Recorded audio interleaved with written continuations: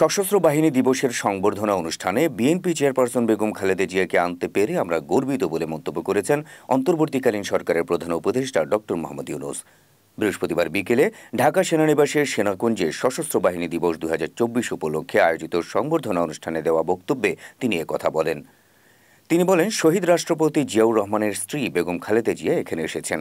এক যুগ তিনি আসার সুযোগ পাননি। আমরা গর্বিত এই সুযোগ তাকে দিতে পেরে। দীর্ঘদিনের অসুস্থতা সত্ত্বেও বিশেষ দিনে সবার সঙ্গে শরিক হওয়ার জন্য এ সময় বেগম খালেদা জিয়াকে আন্তরিক ধন্যবাদ জানান প্রধান উপদেষ্টা।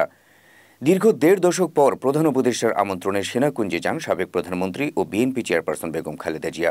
সংবর্ধনা অনুষ্ঠানে অংশ নিয়ে অতিথিদের জন্য নির্ধারিত আসনে বসেন বিএনপি চেয়ারপারসন। তার পাশেই বসেন প্রধান উপদেষ্টা প্রফেসর ডক্টর মোহাম্মদ ইউনূস। অতিথিদের সঙ্গে শুভেচ্ছা বিনিময় শেষে প্রধান উপদেষ্টা তার আসনে বসে বেগম খালেদা জিয়ার সঙ্গে কুশল বিনিময় করেন। এ সময় হাস্যোজ্জ্বল খালেদা জিয়াকেও প্রধান উপদেষ্টার সঙ্গে কথা বলতে দেখা যায়। অসুস্থতা সত্ত্বেও বেগম খালেদা জিয়ার এই অনুষ্ঠানে যোগদান চাঙ্গা করবে দলের সর্বস্তরের নেতাকর্মীদের, এমনটাই মনে করছেন সংশ্লিষ্টরা।